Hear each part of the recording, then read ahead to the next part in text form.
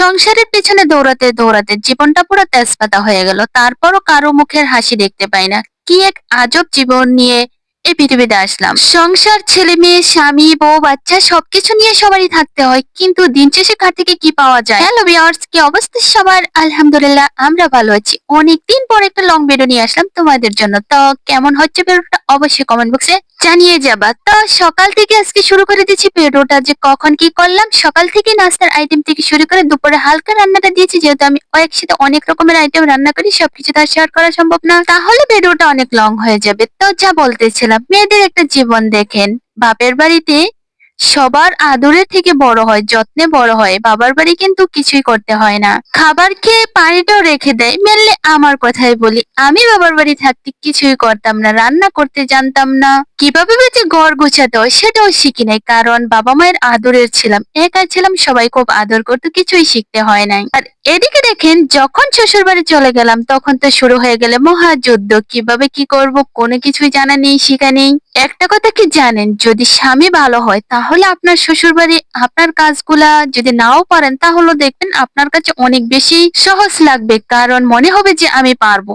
Same আমার একই অবস্থা। মেনলি আমি নুডলস কিভাবে রান্না করতে হয় সেটাও জানতাম না। একে একে আমার স্বামী আমাকে সবকিছু শিখিয়ে দেয়, যেহেতু আমি রান্না করতে জানি না, চামিচ কিভাবে ধরতে হয় সেটাও জানি না। এভাবেই চলে গিয়েছিলাম শ্বশুর বাড়ি। স্বামীটা ভালো আছিল বলেই এত কিছু শিখতে পেরেছি, সবকিছু ধরে ধরে শিখিয়ে দিয়েছে, এভাবে এভাবে করতে হয়, এভাবে কাটতে হয়, এভাবে রান্না করতে হয়। কিন্তু কি জানেন, আর এখনকার সমাজের স্বামীগুলা কেমন হয় জানেন?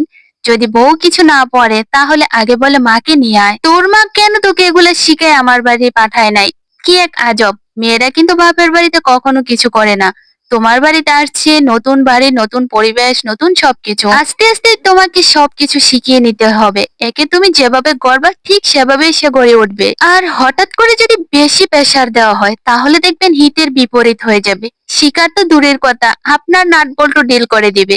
একটা বাস্তব কথা কি জানেন, একজন নারীই পারে একটা সংসারকে সুখী করতে, আর একটা নারীই পারে একটা সংসারকে নরক বানিয়ে দিতে, যা আপনি সারা জীবন কান্না করেও সেটা উঠাতে পারবেন না। সমাজের সবাই একটা প্রচলিত কথা বলে, নারীদের দিয়ে কি হবে, নারীদের দিয়ে কিছুই হবে না। আর একটা ঘর সম্পূর্ণ হয় না নারী ছাড়া। আপনি হাজার কোটি টাকা দিয়ে একটা বাড়ি করেছেন, কিন্তু সে ঘরে যদি আপনার নারী না থাকে, দেখবেন সে ঘরটা আপনার পুরো খালি হয়ে গেছে। নারীকে কখনো আঘাত করে আপনি পরিবর্তন করতে পারবেন না। ভালোবাসে আগলিয়ে ধরে রাখবেন, দেখবেন সে আপনার মতন হয়ে যাবে, আপনাকে যথেষ্ট পরিমাণ সম্মান করবে, আর ভালোবাসা দিয়ে আপনার বাড়িঘর পরিপূর্ণ করে দিবে, যা আপনি কখনো বুঝতে পারবেন না যে কোথা থেকে কি হয়ে গেল। আমার জীবনে আমি যতটুকু শিখেছি সবকিছু শেখা হচ্ছে আমার স্বামীর কাছ থেকে। মেনলি আমি রান্না বান্না তো যেহেতু কিছুই জানতাম না, ও সব রান্না বান্না করে দিত। তো অনেক সময় অনেকটা খারাপ লাগতো যে কেন ও রান্না করছে, আমি তো পারি, চেষ্টা করলে দেখি। আস্তে আস্তে যখন করা শুরু করলাম, মাশাআল্লাহ এখন সবটা পারি। কথায় বলে যে রাত্রে জানে সে চুলও বাঁধতে পারে, মেয়ে হয়েছে বলে কি সবকিছু করে দেখাবো।